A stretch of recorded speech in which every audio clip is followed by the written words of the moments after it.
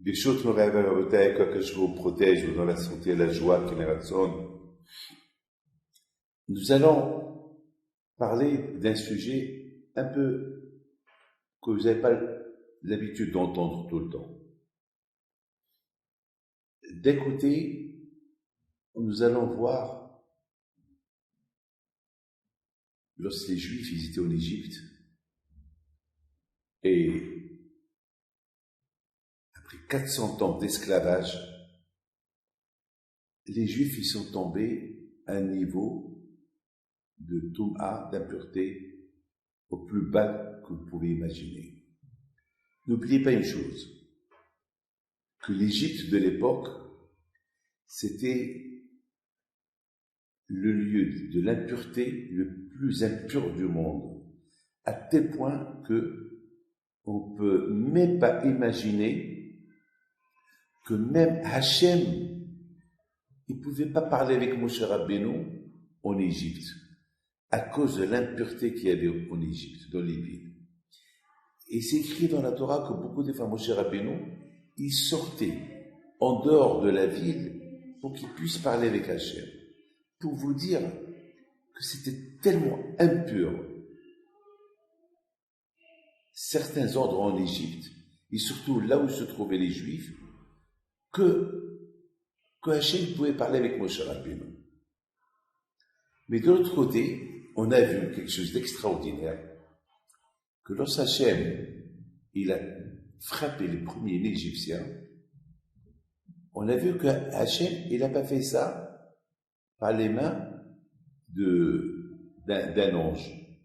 Hachem, il pouvait envoyer des anges, c'est son armée, et taper tous les premiers-nés égyptiens, et délivrer les Juifs.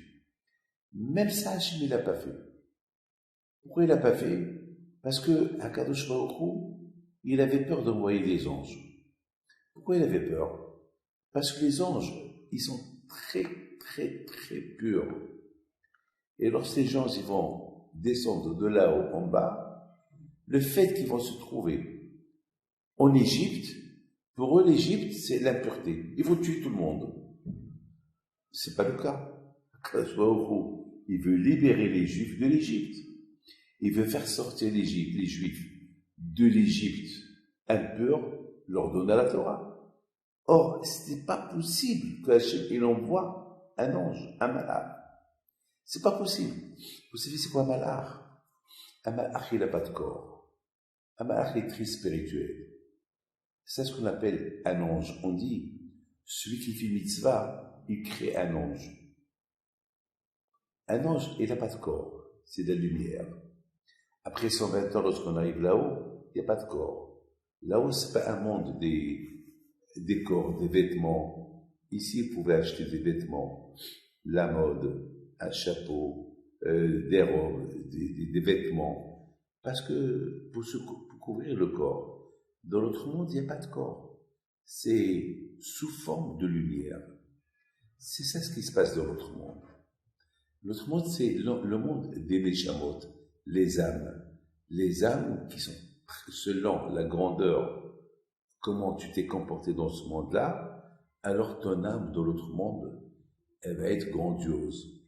Comme Moshe Rabbeinu, Rabbi Shimon bar Yochai, Rabbi Meir Baal HaNessim, tous les tzadikim.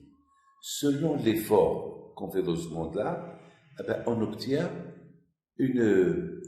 un mahamad, un niveau là-haut. On n'a rien vu, on ne connaît pas.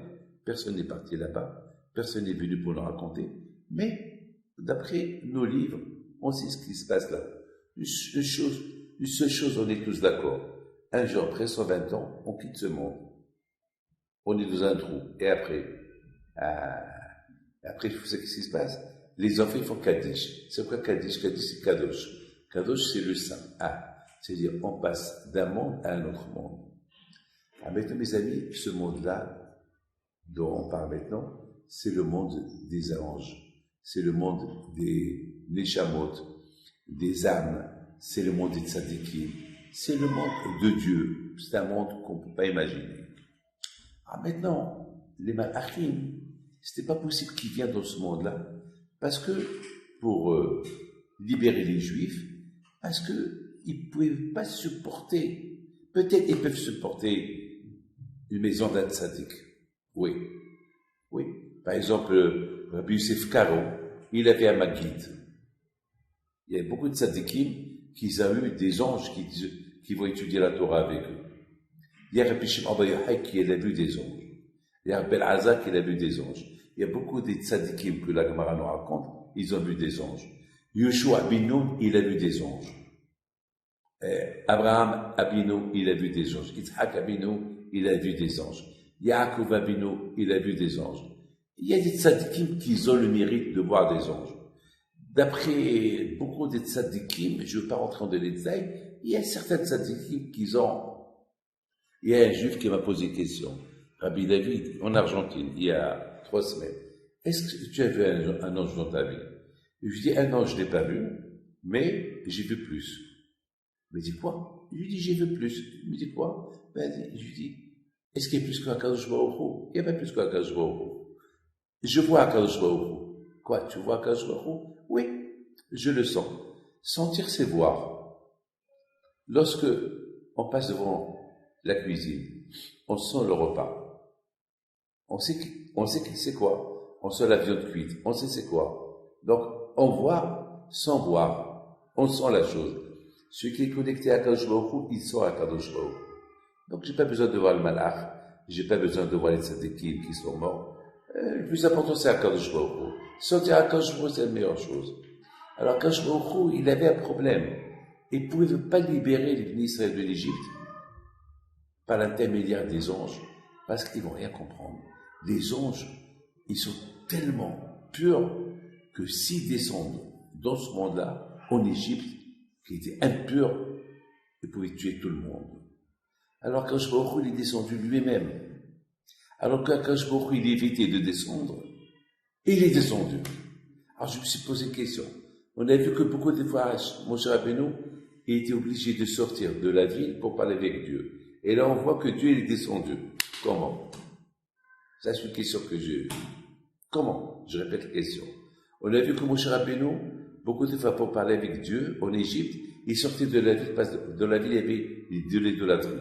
Et là, on voit que Moshe Hachem, lorsqu'il a tapé l'Égyptien, il est descendu. Comment vous expliquez ça? La réponse, elle est simple. Vous savez qui fait descendre les Juifs? C'est nous. C'est Am Israël. Le fait qu'Am Israël, ils ont montré qu'ils avaient l'émouna à Kadosh Baruch Hu, et ils ont sacrifié le sacrifice de Pessah en Égypte. Le sacrifice de Pessah en Égypte, vous savez que les Égyptiens à l'époque, ils vénéraient l'idolâtrie, ils vénéraient les animaux. Et les Juifs, ils ont pris les animaux, ils les ont égorgés. Ils ont égorgé la Avodah Zarah. Ça veut dire qu'ils ont annulé la Avodah Zarah qui se trouvait en Égypte. Le fait qu'ils ont annulé la Avodah Zarah qui se trouvait en Égypte, alors Akadosh Baruch Hu pouvait descendre. Alors ça veut dire que les Juifs, eux-mêmes, ils ont ouvert les portes à Akadosh Baruch Hu. Akadosh Baruch Hu, voilà, maintenant, tu ouvres les portes, viens délivre-nous. Pourquoi Hachem ne pouvait pas faire ça tout seul? Bien sûr qu'il pouvait. Mais Hachem, il a voulu tester les Juifs pour Ashka, où les Juifs y sont arrivés. Et c'est ça, le bonheur de cette nuit-là, elle restera éternelle dans la tête du bon Dieu pour toujours nous payer pour ce qu'on a fait. Quelque part, on a éliminé la Avodah Zarah afin de pouvoir donner accès à Kadosh Baruch Hu pour qu'il puisse descendre, nous libérer de l'Égypte. C'est comme, les amis, quelqu'un qui est emprisonné et il ouvre la porte, il trouve un système pour ouvrir la porte, mais il a peur de sortir de la prison. Quelqu'un qui l'attend dehors. Alors nous, on a ouvert la prison, on a ouvert notre propre prison pour que Akadosh Baruch Hu puisse descendre, nous libérer, parce qu'on a fait le premier pas. C'est quoi le premier pas qu'on a fait? On a éliminé la Avodah Zarah égyptienne. Une fois qu'on a éliminé la Avodah Zarah égyptienne, alors Akadosh Baruch Hu est descendu et nous a dit, je suis fier de vous. Vous m'avez aidé à venir. Vous savez, Hachem, il est Anav. On apprend la Anava de Akadosh Baruch Hu. très humble, très humble. Akadosh Baruch Hu, beaucoup de fois, des fois, lorsqu'il veut faire quelque chose, il consulte cette équipe. Et je peux faire ça. Quelque part, Akadosh Baruch Hu nous dit, allez, aidez-moi pour que je vous aide. Et que le bon Dieu vous protège et vous donne la santé. Avec Akadosh Baruch Hu, faites toujours comme ça. Vous voulez qu'il vous aide, faites une mitzvah. En faisant une mitzvah, vous donnez à Hachem la force pour vous aider. Que Hachem vous protège avec la création.